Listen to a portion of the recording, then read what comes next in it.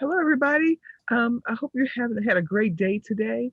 I'm Valerie O.T. Nellis. I'm the Director of Learning and Leadership Development here at Neighbor to Neighbor. And I want to say welcome to the Neighborhood Passions Affinity Network. The purpose of this network is to bring together folks just like you, our community partners, our neighbors, our stakeholders from all across metropolitan Nashville around 8 key neighborhood passions. And the passions are crime prevention and reduction, beautification and the environment, which is the one for tonight, neighborhood planning and development, making government work for our neighborhoods, neighborhood preservation, community and diversity, caring for our neighbors, and effective neighborhood organizing.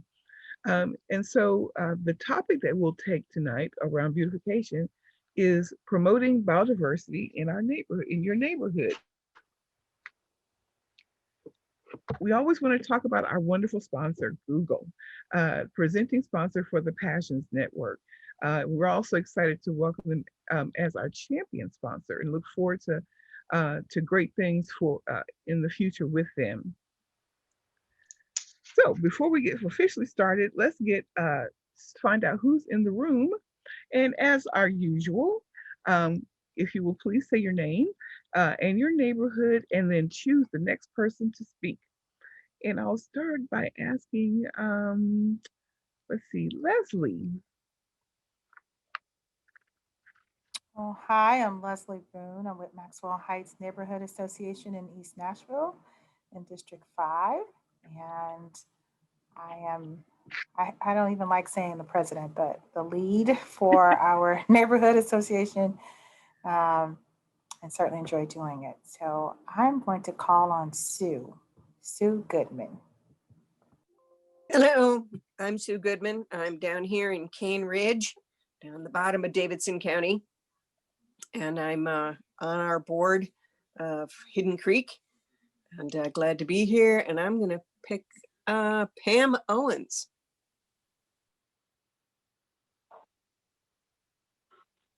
Thanks, Sue. My name is Pam Owens. I also live in the Cane Ridge area, and I'm on the board of the Mill Creek Watershed Association. And I'm going to give it to Catherine Price.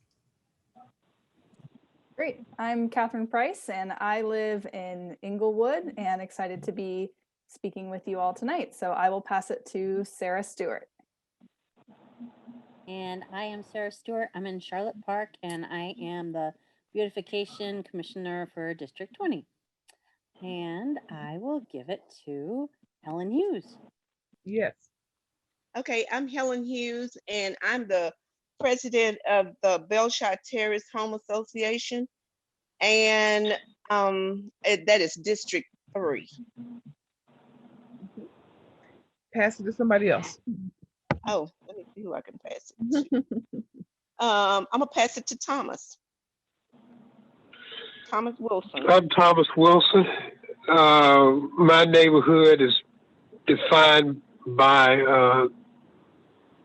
the metropolitan government of Nashville and Davidson counties, roughly running from 10th Avenue North to 15th Avenue North, and from Buchanan Street to Coffee Street. All right, now pick someone. Call Jim. Call Jim. What? Hello? Yeah, he needs to tell us. He needs to tell us what's going on Shelby Avenue. Okay. So Jim Hawk, and I'm over in historic Edgefield in East Nashville. Glad to be here tonight. And I'm going to choose, let's see, who is it? I'm hoping to say Thatsada. Is it Thatsada? Am I saying your name correctly? So it's Tatsada, Jim. It's Tatsada. Tatsada. Okay. Yeah, the H is silent, so it gets everybody. My name is Tatsada Sefo. I'm here, a part of the Peregrine Mills Neighborhood Association. I'm just on the advisory committee. And happy to be here. All right, Tatsada, pick somebody for us. Okay, I'm gonna scroll down. Barbara, is it Davini? Hi, I'm Barbara Devaney, and I am Environment and Beautification's Commissioner for District 34, and yes, I am in my pajamas. Hi, everybody. If you pick somebody, Barbara, you're muted. You're muted, Barbara. Hi, Alyssa Huntsman, have you talked yet? No, I have not. Hi, I am Elisa Huntsman, and I am the Beautification Commissioner for District 27, a role I just stepped into a couple months ago. So this is all new to me. Okay. Glad you're here. Congratulations. Thank you. All right. Elisa, you'll pick somebody. Let's see. I've lost track. Is there anyone who hasn't? Paula, is that you down there, Paula? It is. I have not gone. Okay. All right. The last one, somebody just dropped off because I've been trying to keep track as well. I'm Paula Tennyson. I'm from the Highland Heights neighborhood. Well, welcome everybody. Thank you so much. Did we get everybody? I don't think you got Wacy. Wacy. How Wacy. could I? Wait, I don't think Wacy's volume's working tonight. Okay. All right. Well, again, we'll be talking about promoting biodiversity in your neighborhood. And of course, you may have heard scientists talk about the need for biodiversity in our world, but you really know how important biodiversity is for your neighborhood. So tonight we'll be talking about that. And we are very honored to have Catherine Price, who is the Education and Outreach Manager for the Cumberland River Compact. She manages the Compact's youth education programs, including student programs, community summer, science festivals, the new STEM initiatives. And Catherine, you have to tell them what STEM is these days. So we're excited to have her here. Catherine, take it away. Awesome. Thank you all for having me. I'm excited to be sharing with you tonight. I'm going to go ahead and share my screen here. And STEM is, we've got science, technology, engineering, and math, and sometimes we bring arts in there for STEAM. So there's been a lot of work that we've been doing in that area. So yeah, tonight, excited to talk with you guys about promoting neighborhood biodiversity. And this is something that I've been really personally passionate about for a long time.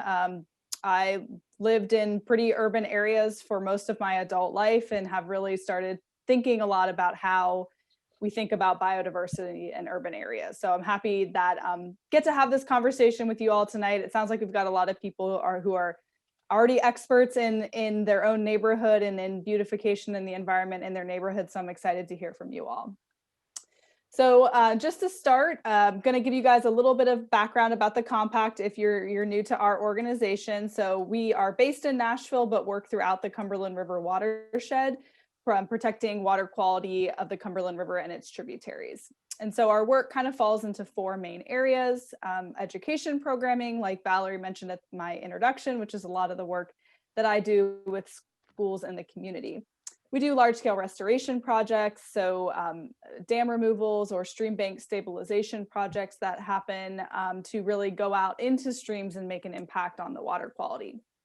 In more urban areas, we focus on issues that are related, that can make an impact on the particular issues around urban water quality. So some of you might be familiar with the Root Nashville tree planting campaign, which is one of the projects that we work on to plant trees, which have many, many benefits, including biodiversity, of course, but also a big water connection.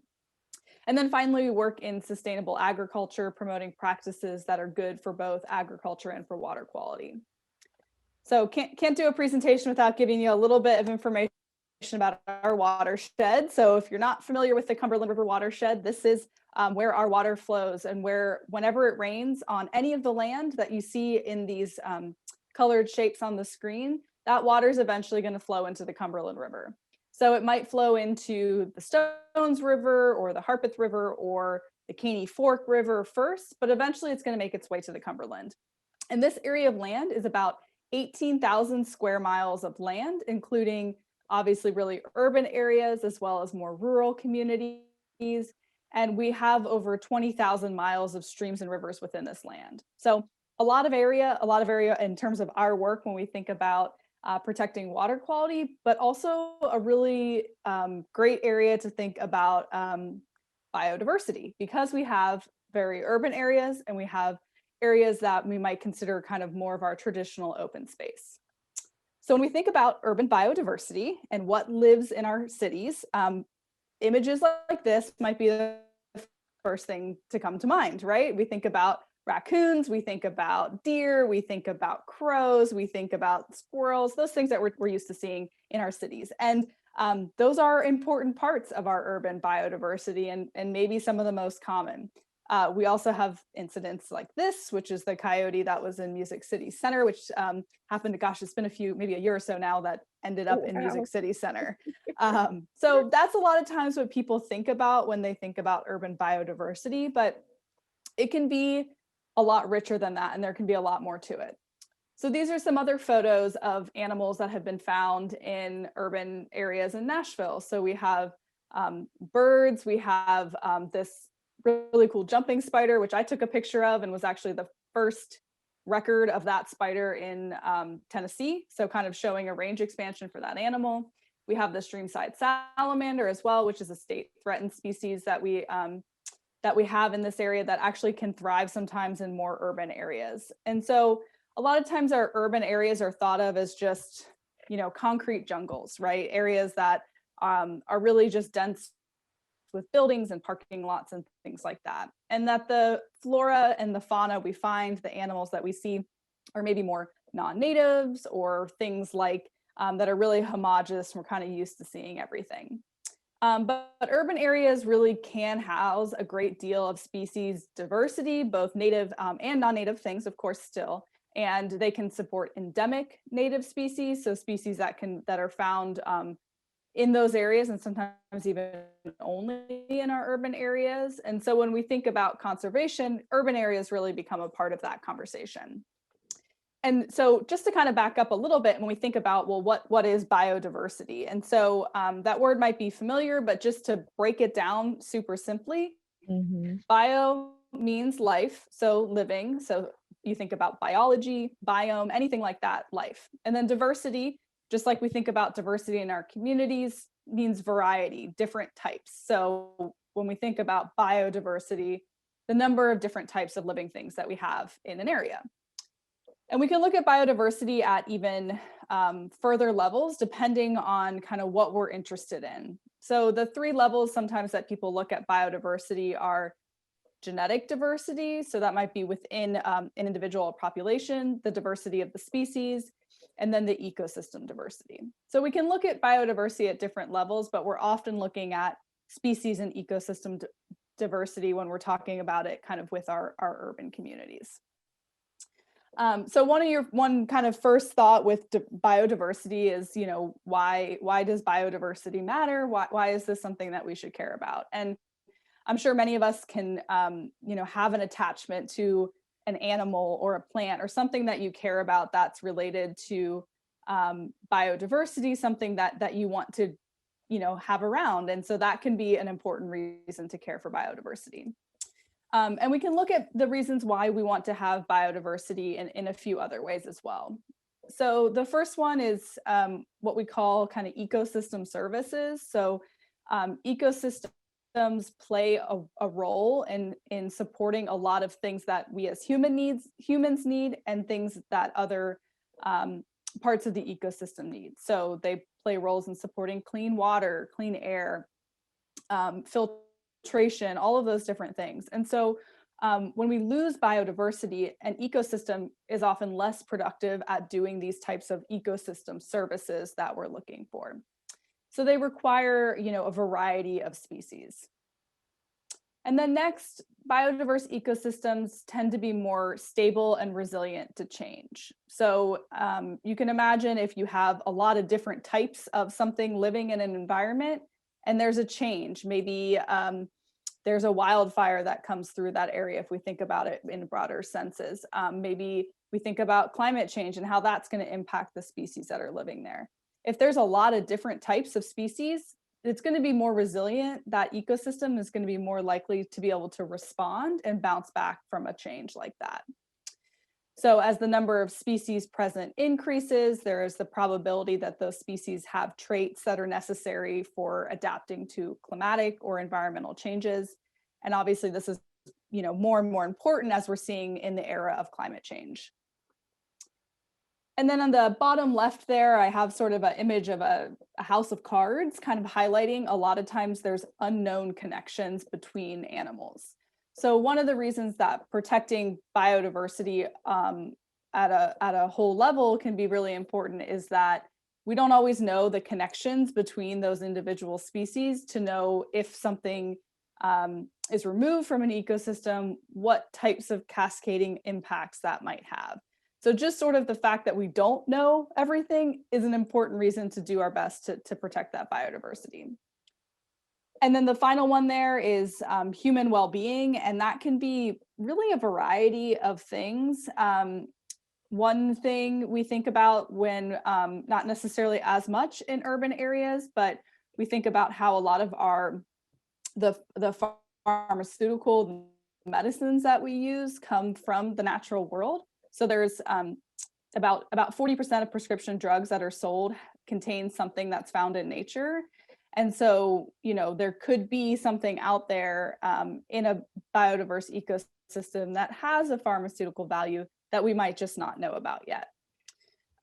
There's also a lot of cultural value to biodiversity and how our cultures are connected to what lives around us. And that specific biodiversity of a location kind of creates a sense of place and home for people who live there. So even though we might think of cities as all having the raccoons and the pigeons and things like that, if we think a little bit deeper, we could probably start to imagine some animals that feel really connected to maybe Nashville, maybe where you live today, maybe a place you used to live in the past that you don't see that animal, here anymore. And so it starts to create that sense of place for where you are and the community that you live in. And then there's also studies that look more deeply at the mental health benefits of biodiversity, and that the being surrounded by a biodiverse ecosystem is really good for our mental health as well. And so oftentimes when we think about nature, we think about biodiversity, it's kind of seen as something that's like over there, right? Like we're here in the city and the nature is over there. And they're seen as really separate. But we really do want to think about the fact that, our cities are part of nature and nature is part of our cities, and see how we can really cultivate that relationship. So when we think about kind of here in Tennessee and here in Nashville, obviously this is kind of what we, our urban center here of being Nashville. As you guys know, Nashville is growing. We don't have to tell you those things. We know that there's people moving to these areas, and that of course, puts extra strain on our ecosystems and on our resources in this area. But throughout the region, we also have a lot of agricultural areas. We have a lot of traditions of soybean farming, livestock, tobacco farming, century-old traditions of this in our region as well. And recreation being a big thing that many of us experience throughout this area, whether we like to go on hikes or canoeing or camping or anything like that, really being able to not just get out into nature, but also enjoy the greenways and the park systems that we have within the city here. And so when we think about Nashville, when we think about Tennessee, excuse me, we think about our area being part of a biodiversity hotspot. So a biodiversity hotspot is looking at how many species are in an area. So on this map, the more red it is, the more biodiversity is in that area. So it might not be surprising at first to think about California, that might be an area that comes to mind as being really biodiverse. But our area here in Tennessee and in the Appalachian Mountains is also considered to be very biodiverse. And Tennessee is actually really unique in this sense. We're considered the most biologically diverse state without a coastline. So, and we have 7 of the 8 most ecologically rich river systems in North America. And we have more than 325 species of fish. We have more than 300 species of birds, 89 mammals, 70 amphibians, 61 reptiles, and more than 2,300 varieties of plants. And so Tennessee really is an extraordinarily biodiverse area. And, we're lucky to be part of this biodiverse state. So I'm going to show you a few other maps that kind of look at this biodiversity more at the regional level here, but you know, obviously being connected with water, we think about what's in our waterways. And similar to the map we saw earlier, the redder the colors, the more biodiversity, the bluer the colors, the less biodiversity. So in this, again, we see that our region has a lot of fish, a lot of diversity of fish kind of connected to those freshwater ecosystems that I mentioned earlier. And our region is actually part of the Cumberland River Basin, along with the Tennessee River Basin and the Mobile River Basin, are considered the third most biodiverse freshwater region in the world. So we talk a lot about having almost underwater rainforests of biodiversity. So it's not things that, you know, we necessarily see all the time because, you know, they're underwater, but we have these amazing areas of biodiversity in our state. And so if we look at another map here at biodiversity, this map is particularly, again, looking at freshwater biodiversity. And so if you see on there, there's kind of those little colored shapes in there. And those, if you remember that first map I showed you of the Cumberland River Basin, had all those little mini watersheds in there. Those are the same shapes that you see in here. So if we look at Nashville's kind of like right here in the middle. I'm not sure if you can see my little red clicker there, but we're kind of in this area right in here. So this is a study from the Tennessee Aquarium where they looked at freshwater biodiversity for lots of different things, not just fish. And again, you see that really biodiverse area kind of right here in Tennessee, right here in Middle Tennessee. And so we're biodiverse for a lot of things that we don't really think about. Freshwater mussels. We have the most, Tennessee, I think, has the most freshwater mussel species in the United States. So something we wouldn't normally think much about.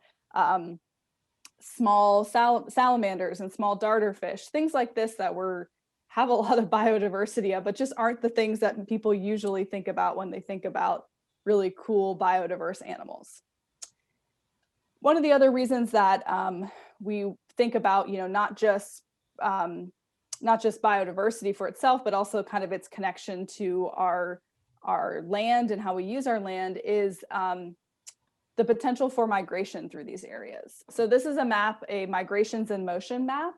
And what this map is showing is it's looking at potential migration paths for not just birds, but also amphibians and mammals, areas that they would need to track and sort of move with across the landscape as there are climate changes. So where these animals can find ecosystems that are hospitable for kind of the ways that they have been living. And so again, you can see like Nashville and Tennessee is kind of right where all of these lines start to converge and move up into the eastern area. So not only is this something we think about moving forward in terms of, you know, our open space and our lands and our urban areas being migration corridors, but we think about it even now. I don't know if anybody over this, I guess it was the summer or early fall, saw the birds downtown. If anybody went to the Symphony Center and they saw those, it was amazing. I went down there and it was awe-inspiring. And those are birds that are migrating that picked downtown Nashville to stop over in. And I got like kind of emotional thinking about those birds picking those trees, you know, and like someone planted those trees at some point, you know, for whatever reason, whether it's going to look nice, it's pretty, but to think in however many years since those trees were planted that those birds would migrate, those millions and millions of birds would spend a few weeks on those trees, like, was pretty amazing. I mean, that's one of the things that we always think about when we think about our urban areas and protecting green space, is that potential. So I think that was a really eye-opening look at urban biodiversity for people in Nashville when you realize, you know, it's right down there. So another cool animal, kind of jumping back to freshwater, that we talk about, because we don't have our charismatic megafauna, we don't have a panda bear, we don't have a tiger, you know, we don't have those things. We use the Hellbender a lot to talk about kind of biodiversity. I see Sue loves the Hellbender down there. So these are giant aquatic salamanders. So they can be anywhere from like 12 to 30 inches long. They can weigh up to 5 pounds, so big salamanders. And they have other fun names like snot otter and lasagna lizard for kind of the wavy skin you see along its back there. And these are really cool animals that people get excited about. And so it's a great way to talk about biodiversity and also, of course, to talk about water. And so so hellbenders, because they're pretty large, scientists don't always know if when they find an adult hellbender, if that hellbender is still part of a breeding population. So one of the things that was really exciting was just a few years ago, they found a juvenile hellbender in the Caney Fork River, which is part of the Cumberland River Basin. And so that really showed, okay, not only are there hellbenders here, but these hellbenders are reproducing, which is a great sign. And they also tend to kind of find like one area to sort of hang out underneath. And so they're not something, you're going to see every time you go out into an ecosystem. And so one of the ways that they look for this biodiversity is they use something called environmental DNA, or eDNA. And so that's DNA that might shed off on the skin of the hellbender or in excrement like poop and things like that that might have DNA in it. And what they can do is they can collect a water sample, and then they can test that water sample for that DNA of the hellbender to know if there's populations of hellbenders in that water. So it's a really cool way that they're able to track these populations, even though they're harder to see, every time they go out into the water. And in Nashville, Tennessee State University does a lot of work on hellbenders and salamanders and a lot of this aquatic biodiversity work. So we're lucky to have them and the research right here in the city. Okay, so hopefully by now we've thought about, Tennessee being very biodiverse. And so you might be wondering, well, why is Tennessee so biodiverse? So there's a few different reasons why Tennessee might be considered as biodiverse as it is. First off, the shape of Tennessee, right? We all know Tennessee is this very, very long state. And so because of that long shape and the size and kind of where it crosses, there is a lot of different ecosystems that are contained within in our state.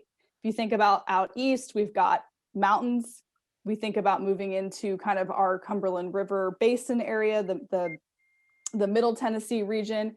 And then we go all the way to the Mississippi, where we start to get into a lot more of flatter land, into more of that Mississippi floodplain area, which looks very, very different than East Tennessee. So in some ways, it's a little bit of just how the state was set up, and that, if we're looking at biodiversity and we're considering political boundaries, that kind of works in our favor. Ecological history is also something, and I'll talk about that because I've got a slide next to actually show that a little bit more. And then similarly, that migration, just the number of animals that are moving through and in and out of this, in and out of our state leads to having more biodiversity. So jumping back, when we think about ecological history, one of the interesting things about this area, I grew up in Ohio, and so if you grow up in the north, everyone always talks about glaciers, right? And then you kind of move to the south and no one talks about glaciers anymore because the glaciers weren't here. And so when we think about at the last glacial maximum, so when those ice sheets were at the biggest, they weren't in Tennessee, and they were covering a lot of northern parts of America and into Canada. So any animals that were living at that time, they might have slowly over time migrated down into this region. So then scientists think that, well, there's more species in this area, there's then leading to more competition, more predation, and that's a factor that will lead to the evolution of more and different species. And then similarly, we have our mountains that we have in the east of Tennessee, and just like we see different species in the tropics in Brazil and in the tropical parts of Africa than we do at the higher latitudes, we see the same thing across elevation. So different types of species can live at lower elevation, different types of species can live at higher elevation. So because we have those mountains and we have that change in elevation, there are more and different types of species that can live there as well. Okay, so let's jump back to thinking about urban biodiversity. When we think about our urban area, right, we think about this image here. So this is my neighborhood. I said I live in the Inglewood area. And so we can look at this and sort of think of, you know, where could the biodiversity be, or, you know, is this an area that can really have biodiversity? And, you know, even if we look closer, you know, without the satellite view, and we look at maybe the Vanderbilt area right here, it looks pretty dense. There's a lot of buildings. There's a lot of that kind of urban area. So how does sort of our urban biodiversity fit in? And why is urban biodiversity important? You know, why is it important to talk about this in our urban areas? And so there's a few reasons.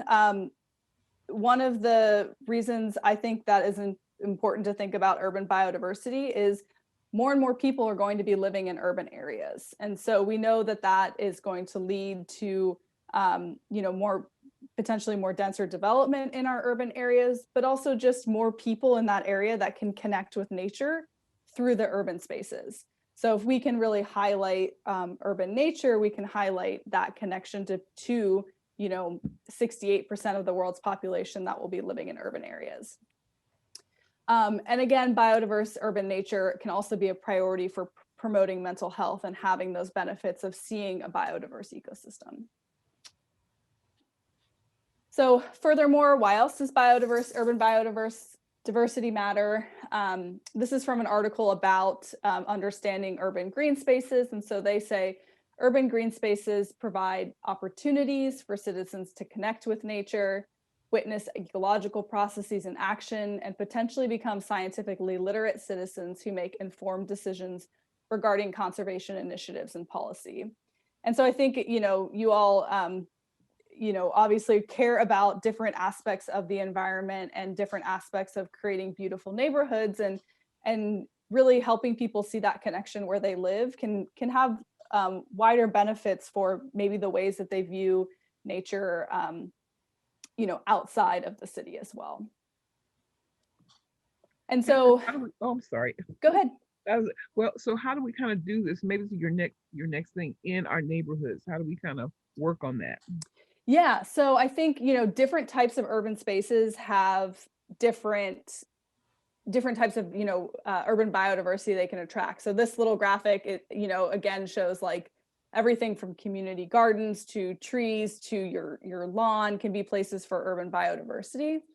And so here's some kind of ideas, and then want to talk about one particular thing that I think will be really great for kind of engaging the community. So you know, again, a lot of you guys sound like you're involved in your neighborhood environmental efforts. So, you know, planting native plants when we're planting things, planting diverse plants, obviously are really important to creating that ecosystem for biodiversity. Letting areas grow wild where we can, and sort of promoting that connectivity in our green spaces. Learning about your backyard biodiversity, which I'll talk about in just a moment. And then obviously, you know, what you guys do a really great job of is advocating for that green space and that connection. And so when we think about urban biodiversity, you know, we realize that we are all kind of experts in our own little pockets of our neighborhood. And we all, you know, especially right now, probably stare out of a window from our work from home setting. And we've probably noticed, you know, what birds come by, what is, you know, growing outside at different times of year. I know that I've noticed a lot more just being at home and seeing that change. And so there's an event that we coordinate in Nashville that's open to anybody in Nashville. It's called the City Nature Challenge, and it's going to be at the end of April. And it's using the app Inaturalist. So I'm not sure if anyone's ever heard of this app. I see a thumbs up from Sue. So Inaturalist is kind of like a social network for people sharing biodiversity information and learning about nature. So you can take a photo of something you see, even if you don't know what it is. The community of naturalists will help you learn about what it is, help make an identification, and that data is then available for scientists that are studying biodiversity to use that data for, you know, understanding where things are.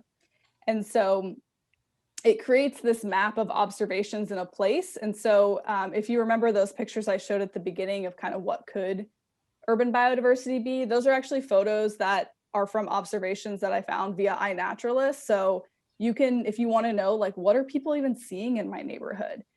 You can go on iNaturalist, type in, you know, your address or your zip code and start to see a list of what people are looking in there. Okay. And yep, and then so yeah, the City Nature Challenge, I'll just end with this because this is kind of the event that we've got coming up. This is, you can contribute to iNaturalist anytime that you want. The City Nature Challenge is an event that it started out just between Los Angeles and San Francisco. And then the first year that they went nationwide, Nashville participated. So that was in 2017. And then we've participated every year since then. And it's now an international competition with hundreds of cities and hundreds of countries participating across the world, learning about urban nature in all of these different cities. So it's a great kind of time to get outside to learn about the urban biodiversity and kind of show off what Nashville has, which I think is really fun. So I will end there. I'm happy. I'd love to hear, you know, people's thoughts and get your feedback on what you guys are seeing in your neighborhoods as well. Yes, thank you so much, Catherine. We really appreciate all that great information. Questions, anybody?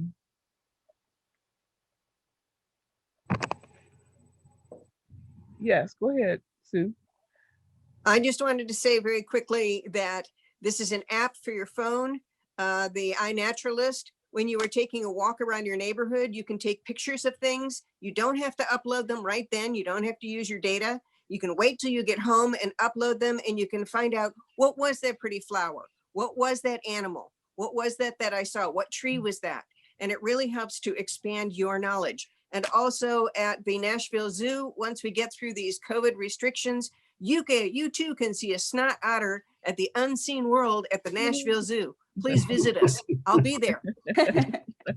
Yes. Yeah. iNaturalist is great for that. Like you were saying, it's you can kind of almost think of it as your own little nature journal. Like if you're trying to, like, you know, I'm always learning about new things that I see. And you know, sometimes I know I've seen that before, but I don't remember what it was called. I know I had looked it up, and you can go back and look at your observations and be like, oh, that's cool. I remember seeing that before. And that's how, like, that spider that I showed you, I took a picture, put it on iNaturalist. And when we figured out the ID, I was like, it says it's not found in Tennessee. And they were like, well, that's definitely it. And so they were able to contact experts and say, hey, I think that there might be something, you know, it's moving into this area. So that's been really cool, like how people are actually using that data for science. Any other questions? Yes, go ahead, Anthony. Catherine, since you live in Inglewood, are you familiar with the old Riverwood Riding Academy? I am. It is. If I lean out the window, I can see it at the end of my street based on where I live. And you know where Cooper Creek is? I do. I mean, I've been trying to get somebody to come and walk with me in Cooper Creek to see all the creatures that are in there. Several years ago, well, after the flood of 2010, Cooper Creek, all the trash and trash carts and you name it, all came down to Cooper Creek. And when the waters receded, everything dropped right where it was. Mm-hmm. And then we went in and got all of those dams that had built up on the creek and removed it. And then you could see all the creatures that had been living in Cooper Creek. And I think it would be, for a naturalist, would be a smorgasbord of all sorts of things. Yeah. I have been trying to get somebody to come and walk with me and go through Cooper Creek because it is really quite beautiful. And of course, the old Riverwood Riding Academy, there's all sorts of things in there. It's 5 acres, untouched, in the middle of Inglewood. Yeah. Amazing. Amazing. Yeah. And there was a really, I tried to find I couldn't find the article, but in Inglewood, maybe a month or so ago, there was somebody had like a camera in their backyard, and they captured within the same evening a coyote, which is pretty common, a fox, and then about, I think it was like 4 minutes after the fox, a bobcat walked through their backyard. So one backyard, and this was on the, I think it was Brush Hill, but along the Cumberland River, but closer to, go there. Yeah, closer to Briley Parkway. So even though you think like, okay, there's this huge like freeway through this area, I mean, there's amazing things they're using that area. So that was really cool for me to see. And I know Forest Hills has bobcat sightings pretty frequently. Yeah. I was going to work one morning. I live on Haysboro, and I go down to the end of the street and make a right on Brush Hill. And I saw all these feet going across the road. And I said, are the Boy Scouts up this early in the morning? And as I got closer, it was a herd of deer coming across one of my neighbors and crossing. I couldn't believe it. Yeah. I mean, there must have been 13 or 14. Yeah.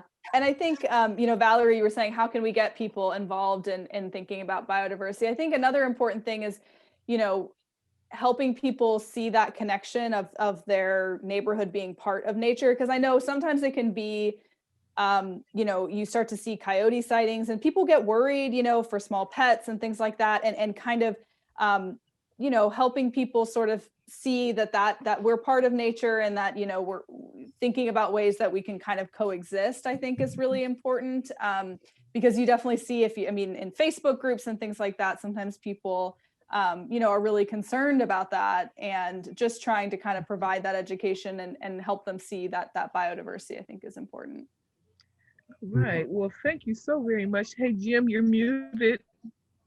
We have a question from online. All right. To me. And the question is there any garden center in Nashville that really specializes in native or climate-friendly plants? Do you know of any? And that could be for anybody in the audience too. We got some good, knowledgeable people here. I understand Bates Nursery. Yeah. Nashville Natives is one. They're out on the west side. I think they're in Fairview. Yeah. And I know that I personally know that and I cannot remember the name of it, but there's a new homegrown store over in North Nashville in Elizabeth Park area that I've seen over at the farmers market, the downtown farmers market, and they've been promoting themselves that they're doing natural flowers. So that may be one too. Could you repeat that name again, please? I don't know the name because I'm old. I can't remember it at this hour, but I can tell you that they are at the farmers market downtown. You talking about Gardens of Babylon? No, this is actually an independent small. He's been working starting his program over the past year or so, and he's got flowers down there, all sorts of wildflowers. Hope that helps. Right. All right, ladies and gentlemen, thank you all so much tonight for joining us. Thank you, Catherine, for being with us. We'll be back here next week, and we'll be talking about successful public-private partnerships. So we're really excited about that. Thanks again, Catherine. Take care of everybody. Everybody take care of yourself. Have a great weekend. Thank you. Thank you, everyone. Thank you. Bye. Bye. Bye.